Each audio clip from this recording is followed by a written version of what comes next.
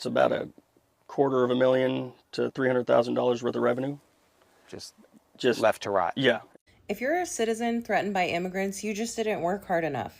The system is designed for you to succeed, especially if you are a white person. If you are a white American citizen who is threatened by immigrants, legal or illegal, you didn't work hard enough. I'm sorry, you failed. And if you think immigrants took your job or your kid's job, I'm sorry, again, they didn't work hard enough. The system of America is designed to support American citizens, and I guarantee any rebuttal that you have against that to disprove it circulates right on back to capitalism and billionaires. Hi guys, my name is Esther Daniel and you're welcome back to the channel. So let's talk about farmers because this is where the truth gets uncomfortable. White farmers never wanted to break their backs in the field. That's why they call immigrants in the first place. Immigrants bent down, picked crops and kept those farms alive. But then, because of racism, these same farmers started reporting the very people who kept their business running. They thought black folks would step in and do the same labor. But here is the reality. Black people have no interest in breaking their back for the same system that's exploited them for centuries. So now the farms are empty, the business is slow, the American dream they thought they could run without immigrants is crumbling, and suddenly they want those immigrants back because they have finally realized they can't outwork the people they have spent years looking down on. Let's dive into today's episode, but before we do that, please subscribe to the channel, like and share the video to help the channel out.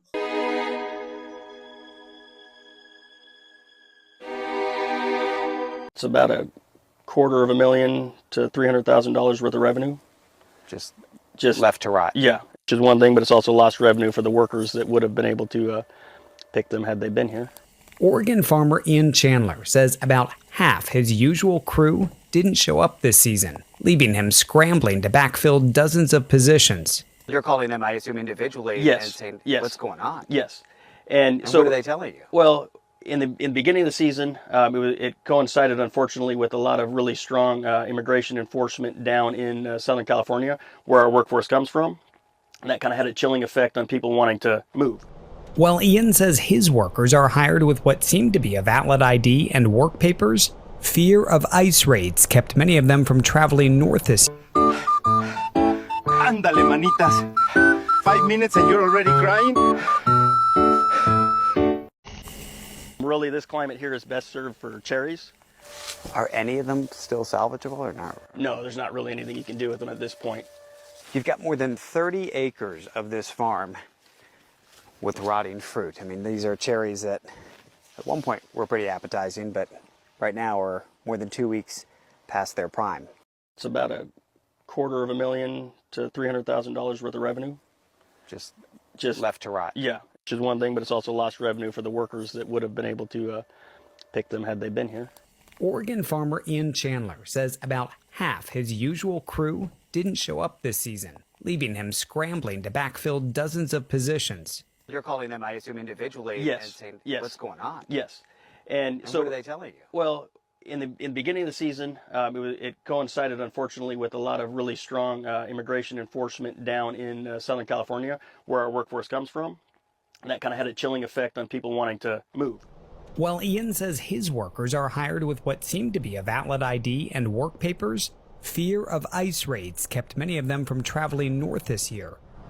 To understand why, we head south to Central California. So we're hoping that one of those farm-working families will actually talk to us here and give us a sense of what life is like in hiding. I think you're good. No names or anything there? Behind closed doors, making dinner with her mom, we meet Lisa. Like every single summer, we will go out there, my parents or myself, we will pick cherries. But this year, we decided to stay home, just to be safe. Because you're living essentially as though you're going to be targeted at any moment. Yes. You've got to buy food. Yes. You've got to go shopping. You do leave for that. Yes, I have to. I mean, someone has to in the house. Lisa's here under DACA, a program that gives temporary protection to people brought to the U.S. as children. Her 3 young kids, all U.S. citizens. This is my new avatar. You can tell they get kind of bored, like cooped up inside, spending hours in front of the TV and on their phones, tossing a frisbee with himself. It says life is good. Life is good. No playgrounds, no summer sun. She's afraid of getting picked up by immigration while out and the family getting separated. She's even thinking about homeschooling this fall, just to keep them close. Are they Stay bored? focused. All the time. Are you bored? Oh yeah, all the time. We love the outsides. Up there in Oregon, we used to like go to the waterfalls, all those beautiful places that they have. It was so much fun for our kids and for ourselves too. Since they're not physically active, my middle child, she was diagnosed with high cholesterol, vitamin D deficiency. Because she's not in the sun as much. Yes. Lights stay off to keep cool, shades down for privacy. Her husband and dad, undocumented, but working to keep money coming in. As they're out, Is that your phone? Yes, that's my phone. Go ahead if you want to get it. every alert from her phone sparks a brief panic. It's okay, I'll call him back. But it's her mom she thinks about most, still picking crops in her 60s. I would like to point that out. My mom is not a criminal. And it hurts. Sorry. Back in 2020, when the whole pandemic happened, my parents were being considered essential workers, and now they have to hide. Those essential workers, they have to stay at home for their safety. Have you put in your mind that, okay, if I can't leave, or at least I don't feel safe leaving my home, you're rushing to the grocery store just to get back as quickly as you can. Your kids, you don't feel comfortable leaving. I mean, they're all in a room watching TV in the middle of the day. Has there been a point in your mind where you're going to turn to your partner and your parents and say, this is not living, we got to go somewhere else? I told my mom that, and she feels that this is just a phase, that if we just gotta hang in there, be hopeful, and it's gonna pass. Back north in Oregon, farm manager Manuel Nava also noticed several no-shows this year. Last year, we probably have probably 5 families coming from California. They do the picking, and this year we missed them. They didn't show up. They don't show up. It's interesting to see how some folks operate differently within that fear. Some decide to stay in hiding. Others continue working. One woman, 75 years old, and determined to keep working even once the hour has stopped, asking, can I just collect 2 more buckets? ¿Pero difícil? No tanto. She says she doesn't find the work too difficult compared to jobs she had in Guatemala. Workers here earn about $5 a bucket and average anywhere from $15 to $35 an hour. I think there's a perception that it's under the table, that you've got a big box of cash somewhere and you're paying them, but that's not really how it works. Nope.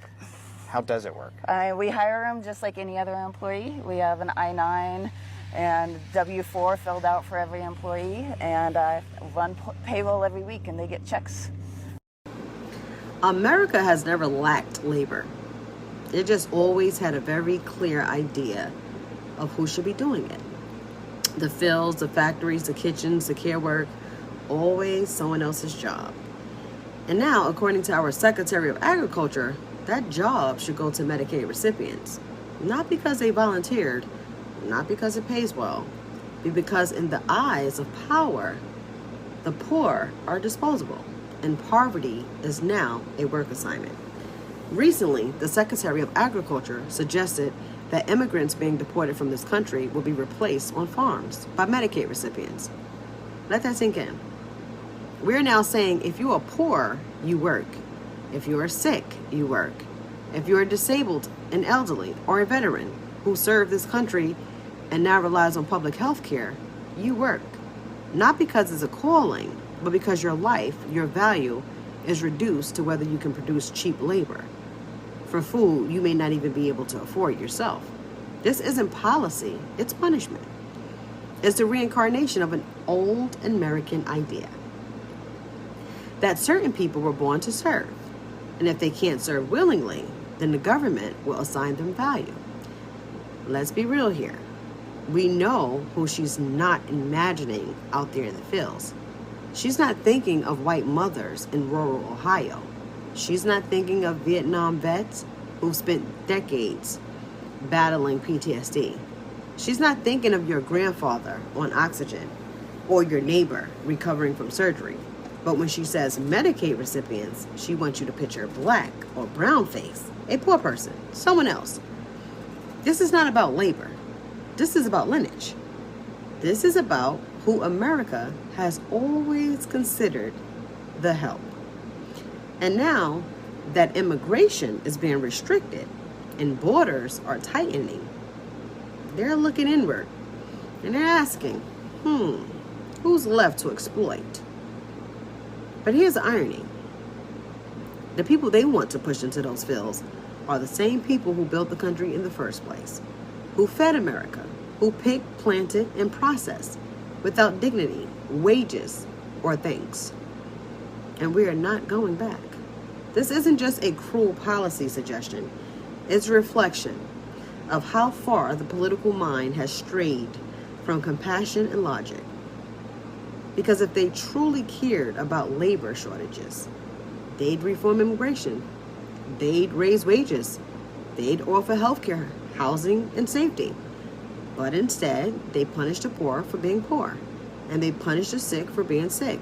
So the next time someone in power suggests that Medicaid recipients should work the farms, ask them, which ones? The single mothers in trailer parks? The white veterans on disability? The 74-year-old widower in Alabama? Because if you're going to assign people to the fields, don't pretend it's about fairness. Call it what it is. Modern day indentured labor, dressed up as policy.